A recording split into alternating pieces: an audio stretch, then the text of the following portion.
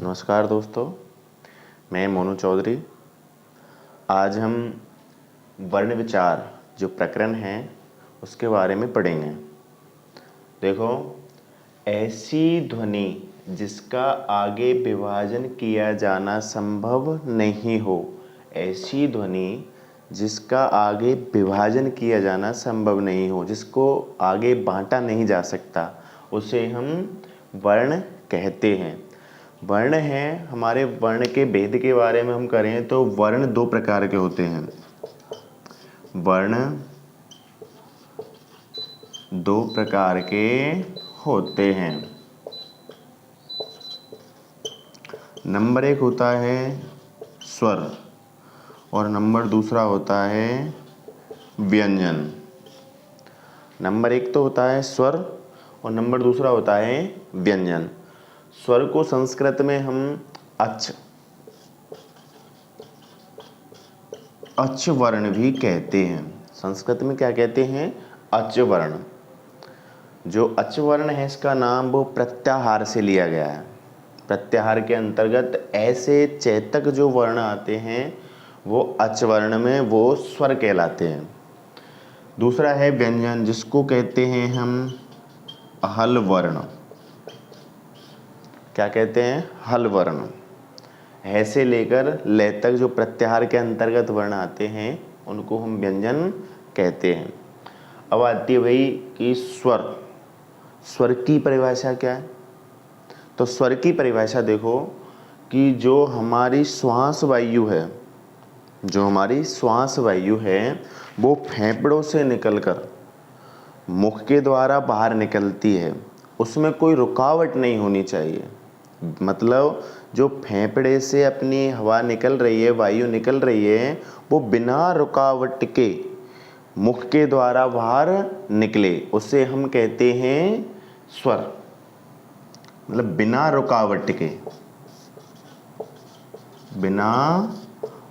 रुकावट के श्वास वायु फेफड़े से बाहर निकलना, उसे हम कहेंगे स्वर। तो हम देखो सबसे पहले स्वर के बारे में पढ़ेंगे हम। स्वर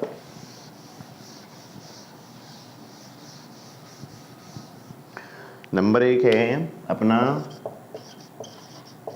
स्वर, जिसे हम अच वर्ण भी कहते हैं। इसकी परिभाषा देखो, परिभाषा क्या है कि श्वास वायु फेफड़ों से निकलकर बिना रुकावट के मुख से बाहर निकले, उसे स्वर कहते हैं।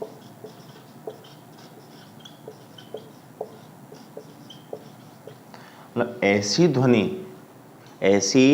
ध्वनि जो अपनी जो फेफड़े होते हैं वहाँ से निकलकर और मुख के द्वारा बिना रुकावट के बाहर निकले, उससे हम स्वर कहते हैं। अब स्वर है, इस स्वर के प्रकार, मतलब स्वर कितने प्रकार के होते हैं, कितने होते हैं, इसके बारे में जानते हैं। स्वर होते हैं हमारे 9 स्वर होते हैं। कितने होते हैं? 9 स्वर। अब हम 9 स्वर कौन कौन से हैं थोड़ा सा उनको जान लें। देखो, एक तो होता है ए,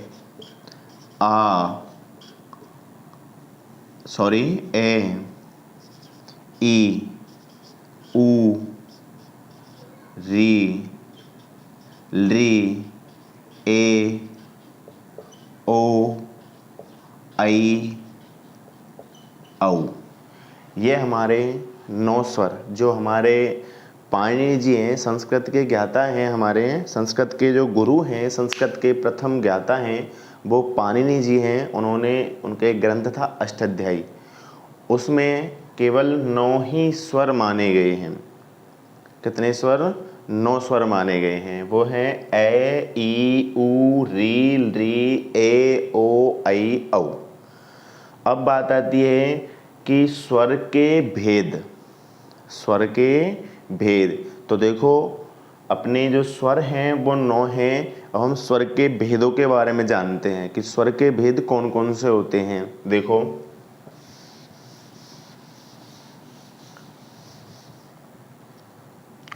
तो उच्चारण, उच्चारण के आधार पर,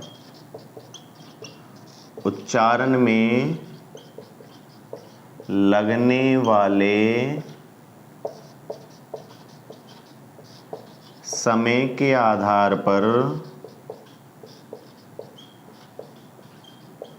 स्वर के भेद वो माने गए हैं 3।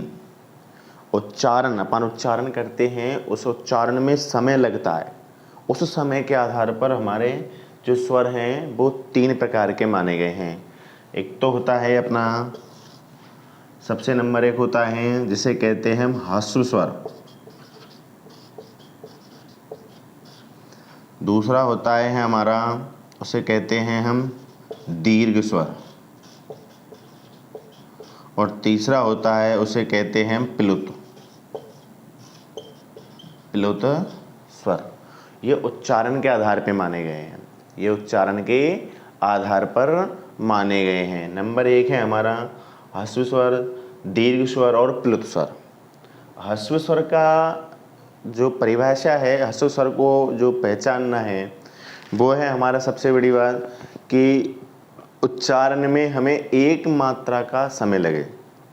उच्चारण करते वक्त मात्र एक मात्रा का हमें समय लगे तो उसे कहते हैं हम ह्रस्व स्वर। एक मात्रा का समय, मात्रा का समय। उच्चारण करते वक्त मात्र हमें एक मात्रा का समय लगेगा, उसे हम ह्रस्व स्वर कहेंगे। और दीर्घ स्वर, दीर्घ स्वर है कि ह्रस्व स्वर से दोगुना समय लगे। उच्चारण करने पर जो ह्रस्व स्वर में एक मात्रा का समय लगा है उससे दोगुना समय लगे, उसे कहेंगे हम दीर्घ स्वर। फिर है हमारा प्लुत। प्लुत में है, प्लुत में है कि जो ह्रस्व स्वर है उससे तिगुना समय लगे। उच्चारण करने पर ह्रस्व स्वर से तिगुना समय लगे, उसे हम कहेंगे प्लुत स्वर। तो अब ह्रस्व स्वर कितने होते हैं, दीर्घ स्वर कितने होते हैं और प्लुत स्वर कितने होते हैं। तो देखो ह्रस्व स्वर होते हैं हमारे 5, ए, ई, ऊ, री और री। ये संख्या में होते हैं 5, जिनको मूल स्वर भी कहा जाता है, जिनको मूल स्वर भी कहा जाता है। दीर्घ स्वर, दीर्घ स्वर होते हैं हमारे 4। एक तो होता है, सॉरी, दीर्घ स्वर होते हैं 8। दीर्घ स्वर होते हैं 8। आ, ई, ऊ, री, ए, ओ, आई, औ। ये संख्या में दीर्घ स्वर हैं, ये होते हैं 8। तो 5 तो हो गए मूल स्वर, 8 हो गए दीर्घ स्वर। और जो प्लुत स्वर हैं, प्लुत स्वर होते हैं हमारे 9। प्लुत स्वर होते हैं 9। जो अपने जितने भी 9 स्वर थे, ए, ई, ऊ, री, ली, ए, ओ, आई, औ, इन सब का ही प्लुत स्वर होता है। तो 5 तो हो गए हमारे ह्रस्व स्वर, 8 हो गए दीर्घ स्वर और 9 हो गए प्लुत स्वर। ऐसे करके 8 और 5 13 और 9 हो गए हमारे 22। जो 22 हैं ये हमारे पाणिनि जी ने माने हैं। पाणिनि जी जो हमारे संस्कृत के मुख्य ज्ञाता हैं, उन्होंने हमारे 22 स्वर माने हैं। लेकिन सामान्य तौर पर हैं, मात्र स्वर हैं वो 9 होते हैं। ये तो उनके विभेद हैं, भेद हैं, प्रकार हैं। तो ये हमें स्वर हुआ हमारा प्रकरण। अब हम पढ़ेंगे व्यंजन।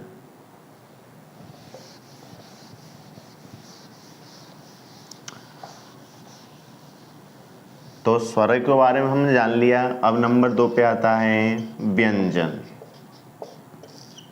व्यंजन, जिनको हम हल भी कहते हैं,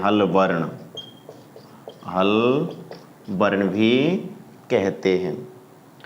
तो देखो व्यंजन कौन को सबसे पहली बात आती है व्यंजन की परिभाषा। व्यंजन किसे कहते हैं? तो व्यंजन की परिभाषा जाने हम, तो जो हमने स्वर की परिभाषा जानी थी, तो स्वर की परिभाषा थी कि जो श्वास वायु फेफड़ों से निकलकर बिना रुकावट के मुख के द्वारा बाहर निकलती है, उसे हम कहते हैं स्वर। अब आती है व्यंजन। तो व्यंजन है स्वरों की सहायता से बोले जाने वाले वर्णों को व्यंजन कहते हैं। देखो भाई, स्वरों की सहायता से बोले जाने वाले वर्णों को व्यंजन कहते हैं। तो व्यंजन की परिभाषा हुई कि स्वरों की सहायता से, जो स्वरों की सहायता से बोले जा रहे हैं उनको हम व्यंजन कहते हैं। अब बात आती है कि व्यंजन कितने होते हैं। तो देखो सामान्य रूप से जो व्यंजन हैं, तो सामान्य रूप से व्यंजन होते हैं हमारे 33। कितने होते हैं? 33। अब देखो 33 को अलग अलग भागों में बांटा गया है। तो इसको हम जैसे जानेंगे कि व्यंजन के प्रकार। तो व्यंजन के प्रकार नंबर 1 पे आता है स्पर्श व्यंजन। स्पर्श व्यंजन। स्पर्श व्यंजन। तो स्पर्श व्यंजन की परिभाषा क्या है? तो स्पर्श व्यंजन की परिभाषा है हमारी कि जो श्वास वायु हमारे मुख के द्वारा निकलती है, तो जो हमारी स्वर तंत्रिकाएं हैं, मुख में स्थित जो स्वर तंत्रिकाएं हैं, उनको स्पर्श करके निकल रही है, उसे हम कहते हैं स्पर्श व्यंजन। अर्थात जो श्वास वायु है हमारी स्वर तंत्रिकाओं को स्पर्श करके मुख के द्वारा बाहर निकलती है, उसे हम स्पर्श व्यंजन कहते हैं। स्पर्श व्यंजन हैं वो होते हैं संख्या में 25। कितने होते हैं? 25। और इन 25 को 5 वर्गों में बांटा गया है। कितने वर्गों में? 5 वर्गों में बांटा है। 5 वर्गों में बांटा है। तो पांचों वर्ग कौन कौन से होते हैं, थोड़ा सा इनको जान ले हम कि पांचों जो वर्ग हैं हमारे वो कौन कौन से हैं। तो हम पढ़ रहे थे स्पर्श व्यंजन। स्पर्श व्यंजन होते हैं हमारे 25। और 5 वर्ग होते हैं, देखो कुवर्ग, चू वर्ग और टू वर्ग, टू वर्ग और पू वर्ग। ये हमारे हो गए 5 वर्ग हो गए। जो 25 व्यंजन थे जिनको स्पर्श व्यंजन कहते हैं, ये 5 वर्गों में बांटे गए हैं। तो कुवर्ग के अंदर आते हैं हमारे के, खे, गे, घे और गे। ये हमारे 5 वर्ण इसके अंतर्गत आते हैं। ऐसे ही चूवर्ग है, चूवर्ग में आते हैं चे, छे, जे, जे और ये। फिर टू वर्ग है, टू वर्ग में आते हैं टे, ठे, डे, ढे और णे। टू वर्ग के अंतर्गत आते हैं ते, थे, दे, धे, ने। ऐसे ही हमारे आते हैं पूवर्ग। पूवर्ग में आते हैं हमारे 5 पे, फे, बे, भे और में। ये हमारे जो 25 वर्ण हैं जिनको 5 वर्गों में बांटा है, ये टोटल करके हमारे होते हैं 25 वर्ण। इन्हें हम स्पर्श व्यंजन कहते हैं। और ये चूंकि ये वर्गों में बांटे गए हैं तो इनको वर्गीय व्यंजन भी कहते हैं। तो स्पर्श व्यंजन का दूसरा नाम हो गया वर्गीय व्यंजन। कौन सा नाम हो गया? वर्गीय व्यंजन। ये स्पर्श हो गए। दूसरा आता है हमारा अंत्यस्थ व्यंजन। अंतस्थ व्यंजन। अब अंतस्थ व्यंजन क्या होते हैं? तो अंत्यस्थ व्यंजन हैं जो हमारी श्वास वायु मुख से बाहर निकल रही है, तो मुख से बाहर निकलते वक्त हल्की सी कहीं भी स्पर्श करे, छुए, अपने जो मुख के अंदर कहीं भी वो टच करके या कंपन करके निकले, उसे हम कहते हैं अंतस्थ व्यंजन। कंपन करके निकले तो उसे कहते हैं अंतस्थ व्यंजन। अंतस्थ व्यंजन है हमारे, ये भी 4 होते हैं। और ये 4 कौन कौन से हैं? ये, वे, रे और ले, ये हमारे अंत्यस्थ व्यंजन हैं। फिर नंबर 3 पे आता है हमारे ऊष्म व्यंजन। ऊष्म व्यंजन। ऊष्म व्यंजन, इसकी परिभाषा देखो। जो हमारी श्वास वायु है वो मुख के द्वारा बाहर निकलती है, तो वो हल्की सी हमें ऊष्मा प्रदान करती है, ऊष्मा देती है।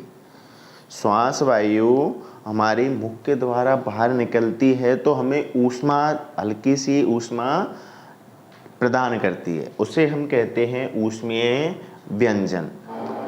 और ऊष्म व्यंजन हैं ये भी 4 होते हैं। ऊष्मीय व्यंजन भी 4 होते हैं। देखो ये कौन कौन से हैं? ये हैं शे, शे, शे, है। ये हमारे हो गए 25 और 4 29 और 4 33। ये हमारे जो व्यंजन हैं सामान्य रूप से वो हमने 33 माने थे। अब इन 33 के अलावा भी कुछ व्यंजन होते हैं जिनको मतलब एक जो पाणिनि जी हैं उन्होंने माना है। वो कौन कौन से व्यंजन हैं हम थोड़ा सा देखेंगे उनको अभी।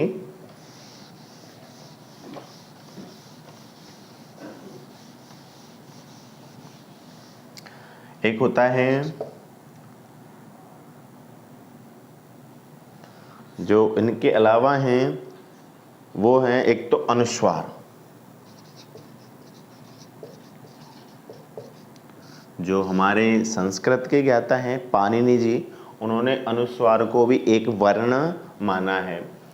ऐसे ही एक वर्ण माना है विसर्ग। पाणिनि जी हैं, उन्होंने जो विसर्ग है उसको भी एक वर्ण माना है। इसके अलावा हैं हमारे यम वर्ण। यम, यम वर्ण, यम वर्ण भी उन्होंने 4 माने हैं। यम वर्ण भी 4 माने हैं।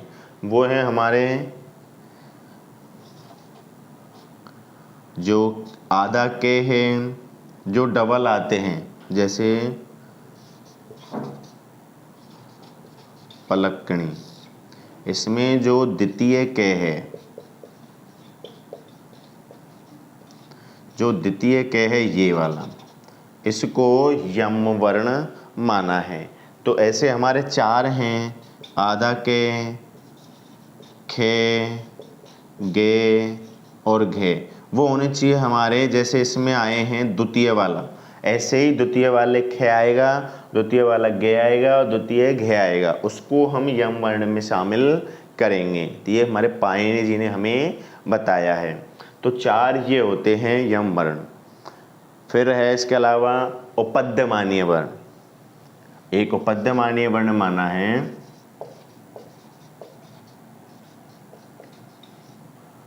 उपद्यमानीय, सॉरी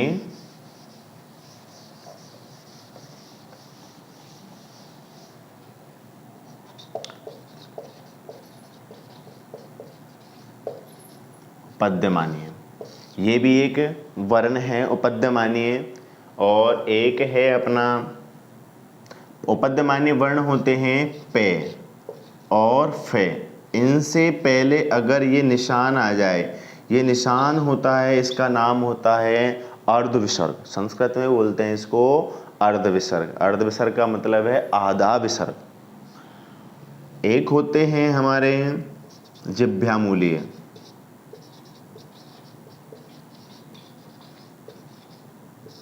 जिह्वामूलीय वर्ण ये होते हैं हमारे के और खे। इनसे पहले ये ही निशान अर्ध विसर्ग वाला ये निशान आए तो ये होते हैं जिह्वामूलीय वर्ण। एक होता है हमारा दुस्पष्ट वर्ण।